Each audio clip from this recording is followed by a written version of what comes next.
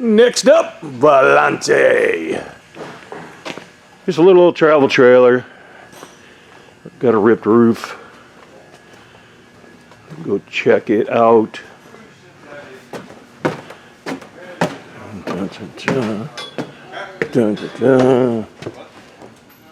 Alright, so I this had this attachment on this ladder that came on over. Just kind of a hinge thing. So I just took that. This one was broke. You can see how much crap they put on there. But that one was all broke and he just had another one there. So I had to modify, take these ones apart, and I had to put the little plates on the new one that he had on here. So here's what we got. You can see this whole rip down here. There's also an antenna right there. That's a an Era 360. And as a rule, like when people pick them out, if they need a new antenna, the crank-up ones I can't put back on. This one came with the 360. But when the 360 looks just like a cap, and when you flip it over, it's all open, and it looks like a bowl, so I had to put a plate on it. I had to get all that booger off of there, all that, you know, that self-leveling crap, get all that off of there. Obviously missing a plumbing cap, but you can see how much this thing got really dragged back. So, obviously that's why it's here. So we're going to we'll get a roof on this thing for sure. I'll just kind of give you the overview. It's the same old type of system. You know, put more on type mentality here. You can see that somebody's already done that. You shouldn't have to do that. The RV industry is just misleading people, and they're exploiting their ignorance to roof systems. This isn't the way you do a roof system. You know, my background is commercial roofs. That's why I designed the roofs the way I did. But this is just get it done, get it built, get it out, get it sold. Too bad for you. And the problem is these are really, there's a lot of work to these. People don't think there is because they just go, you know what, it's only 8 foot wide, it's only whatever this one is, maybe 30 foot long. And how hard could that be, you know? I've done, you know, roofs on my house and I've done all this stuff. I'm just telling you, there's a lot to it. A lot of things have to line up just right, because if they don't, it becomes another problem. So, all that said, it's, you know, just expensive to put them on, because again, they're time consuming. And sometimes, you know, when people buy these, they don't realize it, whether they're buying them new or they're buying them used, but you're going to put a roof on this thing. And sometimes the roof, after a while, may cost more than what the actual camper's worth. And, you know, there's instances where the roofs have failed or got destroyed by whatever, a tree limb or and so forth. And the insurance company will be more apt to total out the vehicle than, or the camper, than put a roof on it. There are instances of that. So, you know, again, this is what they do. They just put it, you know, get it built, get it out, get it sold. That's their mentality. So they've got obviously the OSB up in here. You can see that right there. You know, we're going to be ripping all this up. We'll be putting down plywood. I'll be taking this off, and then I'm going to put a gutter down here, so all this water will come right off. And you can tell they've had issues right here. I mean, it's just problematic, you know. They didn't even put an insert in here. They just kind of do-dobbed over these screws, which is at least it's a plus, you know. I've seen worse. I don't know what brand this self-leveling is, but, you know, it's, they make a whole, everybody makes them. Everything we use is all commercial. So this roof system here is so thin. I mean, that's why, if it was our roof, I bet this wouldn't even have happened. I mean, it would be really hard to cut through. It would have to be like a sharp piece of steel. That looks like a tree branch grabbed it, because it's all rippled up the way it is. But anyhow, I figured I'd give you the overview of what we got. Like you said, same old, same old. Doesn't have a lot of complications here. Just a couple of vents, couple of plumbing here. That's for solar. So more than likely, I'm probably not going to put that back. I'll probably just make sure the wires are proper, and I'll probably just dump it back into the roof. Because if I leave that there, someone's going to go, hey, I can put solar on here. And then they're going to start screwing things to the roof. And that's not a good idea. That's called a leak. So that's why I'll probably omit that and get it out of the way. And also where it is, it doesn't seem to be too functional. I mean, like if you really wanted to put solar on there, where are you going to put the panels?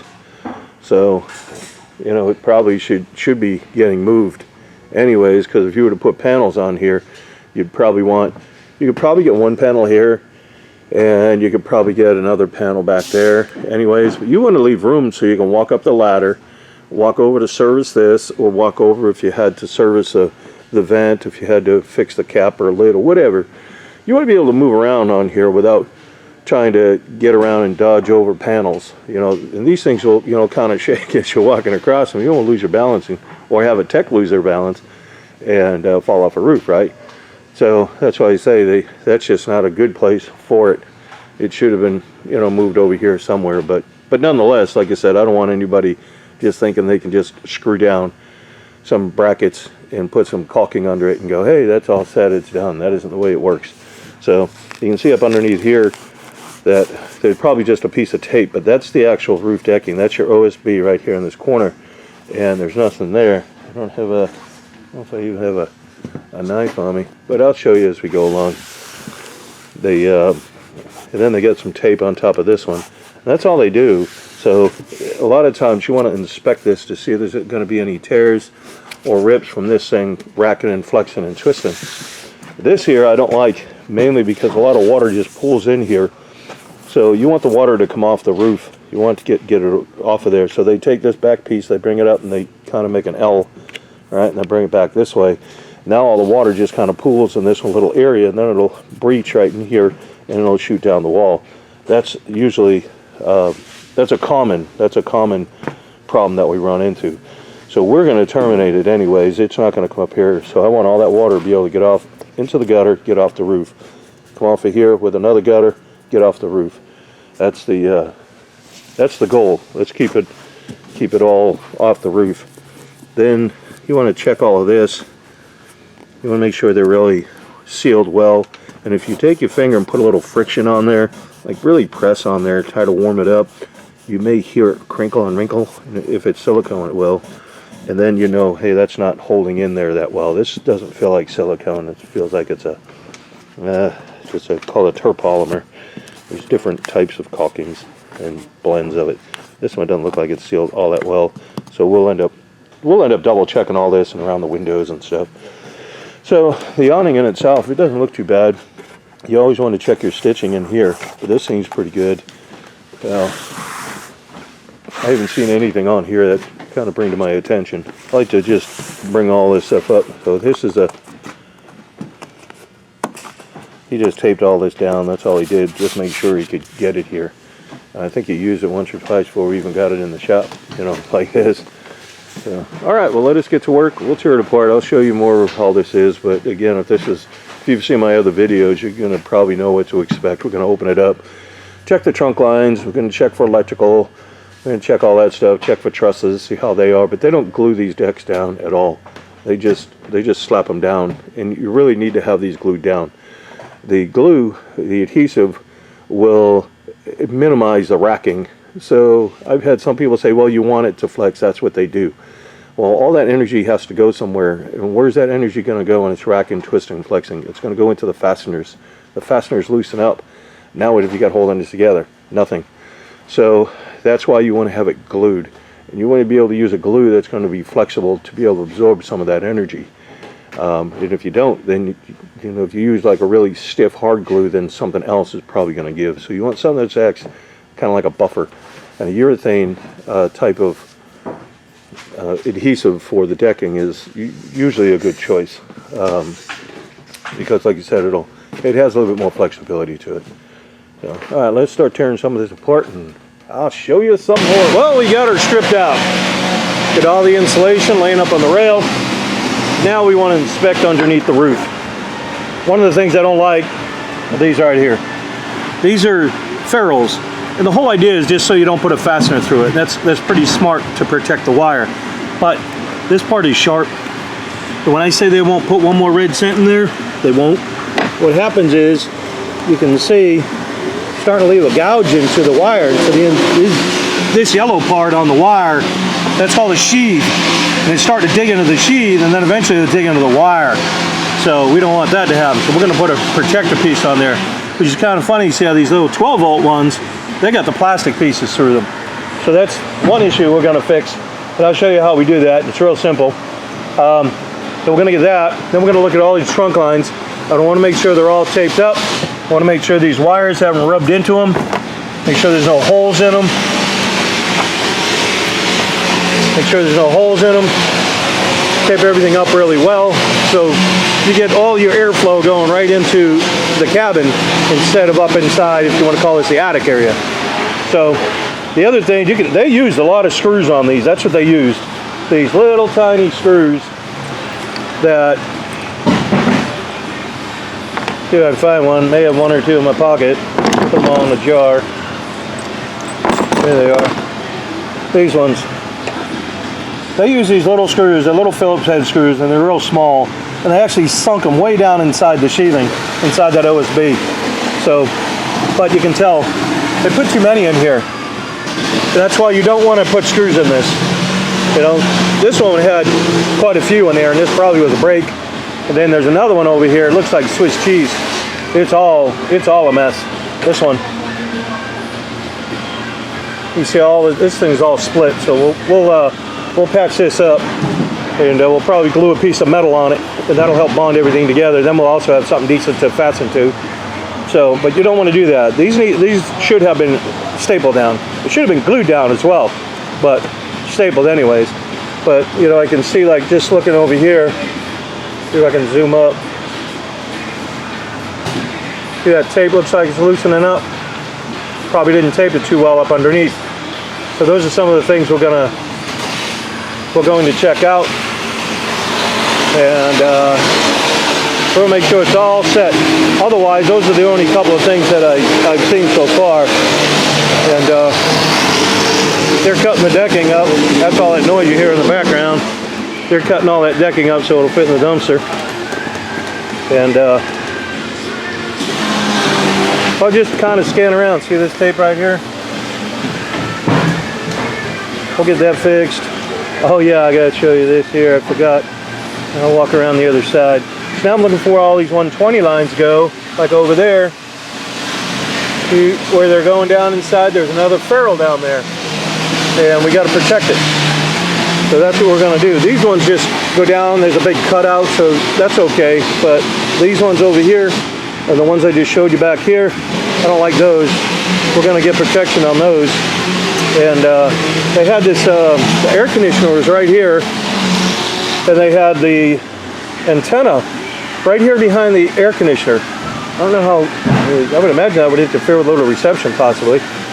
I'm guessing. I don't know, what do I know about antennas? We're probably going to move it more to the open is what we're going to do.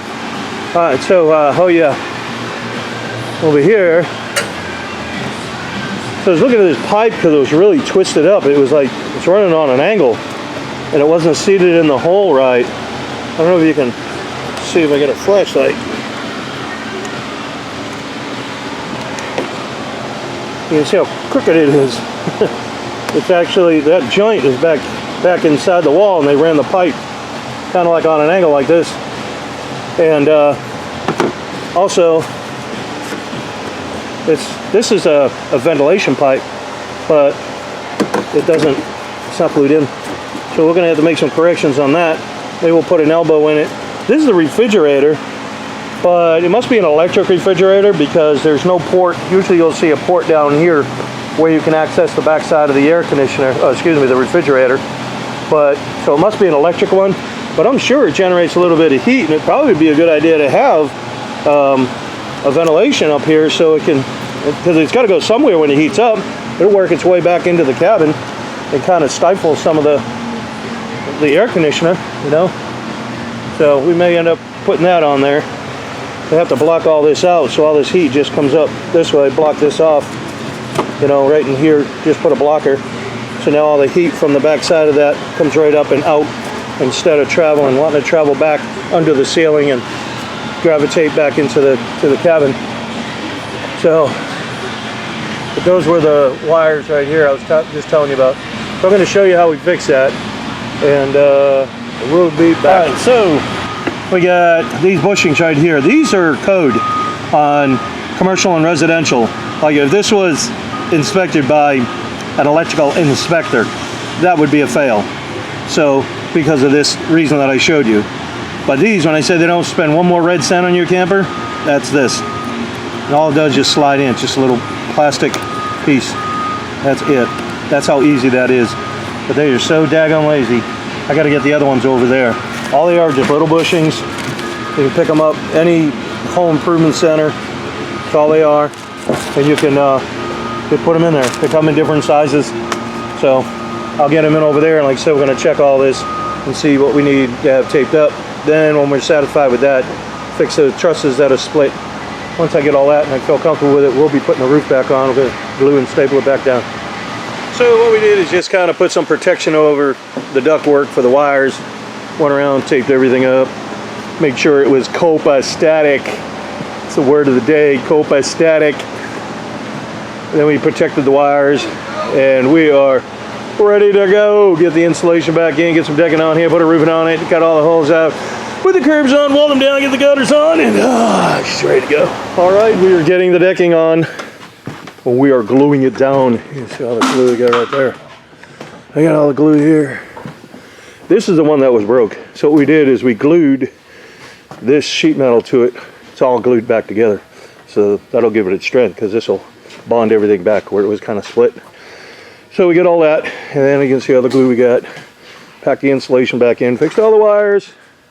So we're moving along. We fixed this too. So we put a couple elbows in there to bring it up, bring it over so it's straight like it should be. All right, so we do have the driver's side already glued down. Now we're going to get ready to roll out this passenger side. You can see we've got all our protection strips up on here. We've got our shoulders all protected. We fabricated up. These are metal little shoulders here, protection shoulders that we put on there, and it protects the main roof from the sharp edge of the pylon or even the plywood as the coach kind of racks. So we're going to get ready to roll this out here in a little bit. And then we get the curbs going and we start putting her together. We are all done with our Volante. She's ready to go. Got our logo on here. We like to just keep track of when we put these roofs on, and also if you ever sold this coach, these are notorious. These RV roofs are notorious for leaking. You can say, hey, this is an upgraded roof system, it's still under warranty, you know. So we just like to keep track of it. I want to thank the customer for bringing the coach to us. We appreciate the work. Everything you see here is all fabricated by us. This is a real commercial roof. It is the same roof membrane that you're going to find on a hotel. You're going to find it on an office building or a library, a restaurant. Commercial roofs start off at 45 mil, and this is a 60 mil roof. So we actually upgraded it one, even on a commercial end. So, like I said, everything is all heat welded. The antenna we put up on some bolts, stand it off. So this way water can get up underneath it. I don't like these Air 360s. If you reach up underneath here, there would be a big hole. That's the way they normally come. So I put a plate underneath it. But they just want you to put it to the roof, slobber it with self-leveling, and that's just not the way you do a roof system or try to seal something out. So we're still in the process of cleaning it, and all we're using is Mr. Clean on this. That's all you have to do. Wash it with dish soap. Again, we're just using Mr. Clean, but it'll come back fine. It's real easy to maintain. So we got our air conditioner stands in the back there. That just gives the AC some balance. And then up underneath here is a foam gasket. I don't want the water to come down, the rain to come down and get blown back into that foam gasket. So there's a piece of counter flash that's built in on this curb. All of these are called curbs, the way they're standing up. If you go online and search for commercial roof images, you'll see the vents, you'll see air conditioners, you'll see skylights, you'll see all those components. You'll see them up elevated off the roof system, and they basically on a box, and those boxes are called curbs. So yeah, a curb, the way it's designed, it's really to minimize erosion effect, and also you have like a flashing and a counter flashing if they're done properly. And that's what I did, as I built in counter flashing on all of these. So all that said, going back here, there's a piece of counter flash on this curb, and I want this counter flash that's going underneath the AC cover to go below it to run the water out from underneath it. I don't want the water to come back, let's say this is the front, and trickle back into that foam gasket. So it's seated below here. That's the whole purpose of that one on there. So, and again, these are all, everything's all heat welded. You don't have to keep putting all that die core on there or self-leveling and all that nonsense. You don't have to do all that. The roof here, is, like I said, was a commercial grade 60 mil TPO, and I got a few pieces here.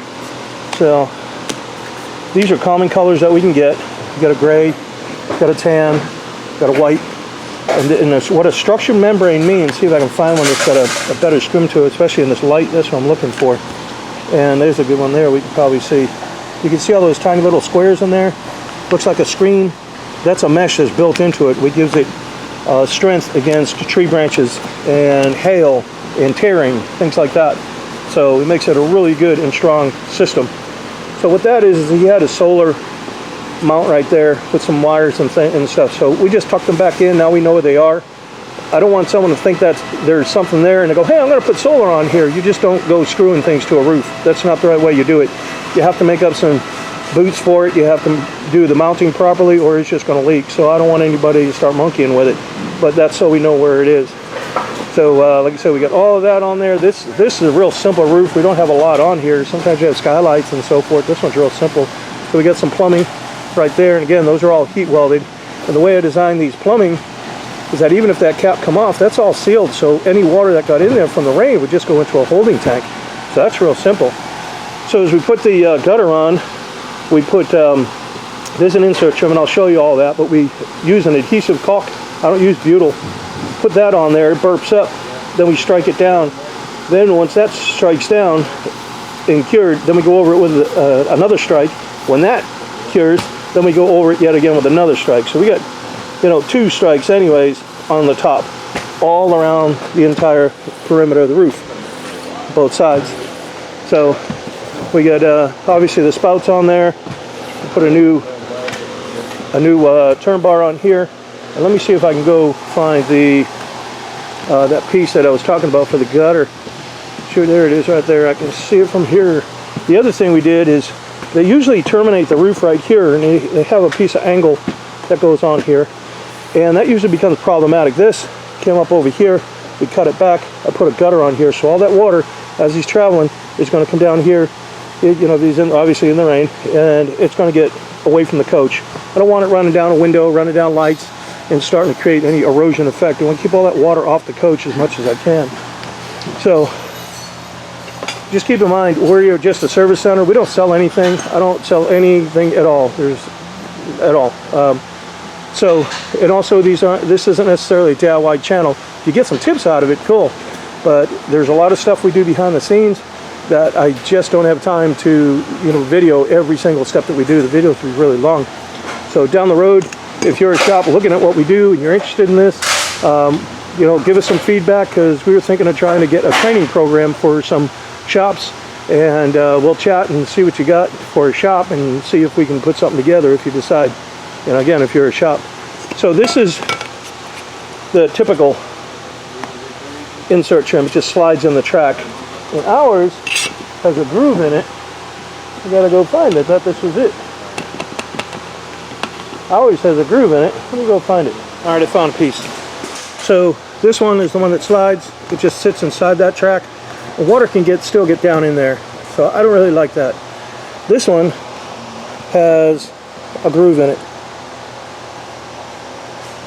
and it goes inside the track and outside the track, so it keeps a lot of that water out. I try to keep as much water out as I can. But then again, like I said, we seal every single screw. Every single screw is all sealed. So this, I buy it. I have to buy 2 miles of that at a time. Someone said you can find it on some other site. I think it was a boat site or something, but it's just called vinyl insert trim. I don't know what this one in particular is called, but that's what it's called. If you decide you want to try and find some, you may be able to find it from Amazon. I think someone told me Steel Rubber makes one. Someone told me that AP Products makes them, so you can kind of hunt some of that down. So then the other thing we do is go around, check all the lights, make sure they're all sealed. And then we also open up the slide outs, and we check to make sure those are sealed as well. I think there's just the one on this one, but depending on how many they are, check the top of the window.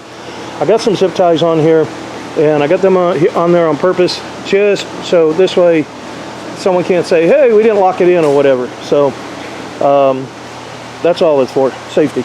You can always cut them off. And that's about it. So we appreciate you watching. If you like the video, hit the like. I guess it helps if someone else is looking for a video, then they can, this will pop up from what I understand on the algorithms. I'm not really into all that stuff, but if it works, great. Other than that, we appreciate y'all watching. And oh, the warranty. So the way the warranty works is it's real simple. This is a 20-year system. So what that means is that this roof, and this applies to all roofing, not just this roofing, even like dyed core, even like tires and all that other stuff is the way the warranties work. But that means this piece, this material right here in my hand will last 20 years. That's what it means. They don't know who's installing it. They don't know, the adhesive they're using to put it down. They don't know the installation they're doing to put it down. They don't know the craftsman that's doing it, or the lack of craftsmen that are putting it down. So they're not going to warranty any labor. So what we do here is we extend what we call a courtesy warranty. So within 60 days, I want to see this come back, because these rack, flex, twist, and I want to make sure we're addressing all of that motion that may come about on this Volante. I'll get another Volante in here. It's going to flex and twist differently than this one. So I want to make sure, I want to check all the caulking. I want to make sure all the caulking is good, that we didn't get a bad tube somewhere, I want to make sure all that's good. Once we're satisfied with all that, then you come back once a year. So this being October, latest comes in December. We check it out. We'll give a warranty from December 23 to December of 2024. You have an annual warranty. You come back 24, give you one from the 2024 to 2025. That's how it works sequentially. Every year you get one, every year you come in. If you fall out of warranty, you can't make it 1 year, you can still bring it in. If everything's fine, we look at it and it's great. We just say, hey, you're good to go. We'll extend put the warranty back. No problem at all. If you lapse for a while, a couple of 3, 4 years or whatever, and or if it's something that we could have caught and there's damage, then we have to fix it, then we just have to pass that along to the customer. That's the whole idea of the warranty, is for us to take a look at it. I can't extend any warranty to it if I don't see it. It's really hard for me to do that. So for some people it may be difficult to come back, but if you know how to do an inspection, and I try to show people how to do them, if you know how to do it properly, then you shouldn't have a problem with this system, because it's really straightforward. I also leave the customer with a care package, which will have the caulkings that we use. It'll have a patch kit in there and some other stuff, maybe some pens and key tags and all that other stuff. But basically, when you go around, you're going to put some friction on here. You're going to actually put friction on this sealant and make sure that it's there. Don't just look at it. Like, get your hand in it, make sure it's okay. Maybe kind of see if it looks like it's working loose. If it is, then you need to make sure we get that back together. So all the stuff that you need to do that is going to be in your care package. Or if you notice something, that's when you can call and say, hey, I noticed this or that. I don't have that in my care package, or I don't think I do. What should I do? And I'd be glad to point you in the right direction. But it's really that simple. You would go around and squeeze all these boots, and you want to make sure there's no pockets in there. If there is, those need to get filled. And that's really all there is. And then you also want to check. You don't have to use this. You can use even a butter knife if you really wanted to. But you want to check the welds, and you just drag this along, and you want to see if those welds are tight.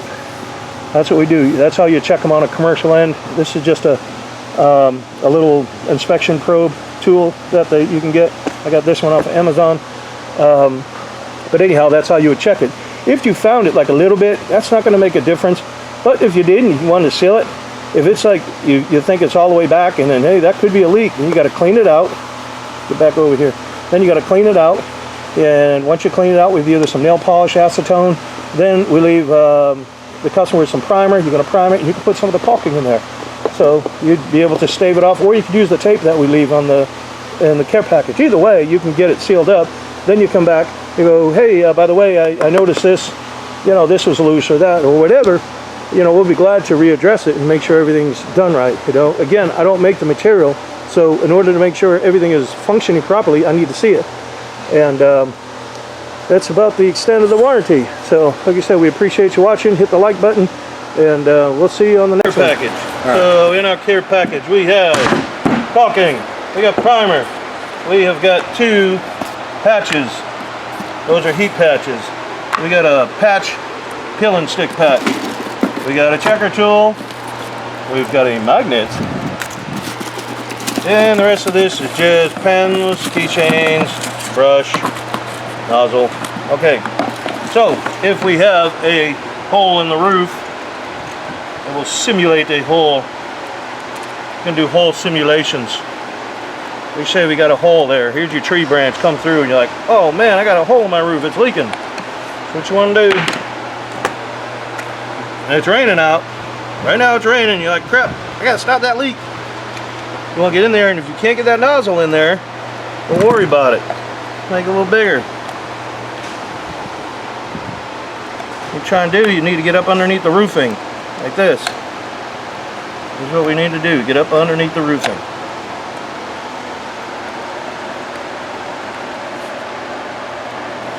Then you're going to take and you're going to put this up inside there, and you're going to squeeze, squeeze, squeeze, squeeze. Hopefully this thing is plugged up. There it goes. You squeeze, squeeze. You want to try and get up underneath this part too. Squeeze up underneath there. Get some more underneath there. Well, we are getting this thing all boogered up. Then what we're going to do, you're going to push it together. See how it oozes out? That's sealed. You're done. This is a moisture cured product. So what? It's a hot mess. Looks terrible. Who cares? Keep the water out. So now, the next day, we're going to go up there, and that's going to be cured looking like that. So we're going to take a knife, and you just shave it down. Just shave it down with a knife. I'm just going to obviously wipe this off. Now you say, hey, I want something a little better than that. So what we're going to do is get some cleaner. This is a terrible rag. You got another one. You got one on you? No. Oh, get a rag, get a rag, get a rag, get a rag, get a rag.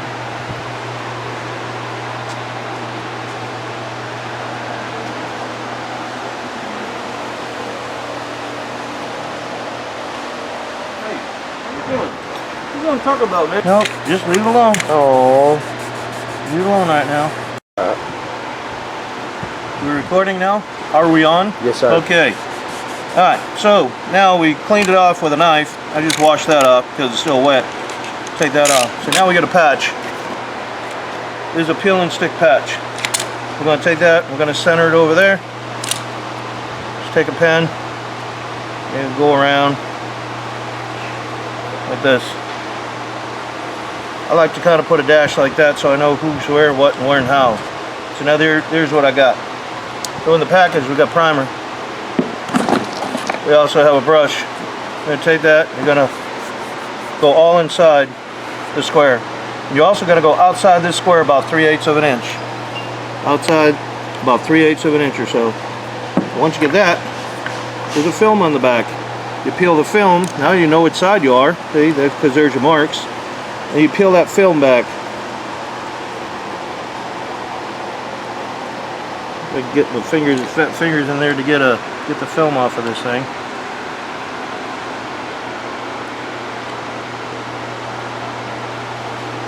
This is just a regular roof tape. That's all it is. We put them in all the care packages. Get that daggone thing off of there. Probably need some fingernails. Probably help. Come on. There it is. Okay. Oop, hit, there it is. Now you got the film. We take that film. So now we're going to line it back up with this. We already got the primer under there. You just peel the film back, and as you do, you just rub it down like this. Sometimes that film will get a little stuck in there. This is just a butyl. You just kind of try to keep it as even as you can and flat as you can. Boom, you're done. There it is. So now, out here, this is where your primer is. You put the primer on there. You got primer there, and now you're going to put primer here. You want to prime all this area with your brush. Prime all that. Then you're going to come back. Once you get it all primed, then you're going to put a little bit of caulking on it, just like this.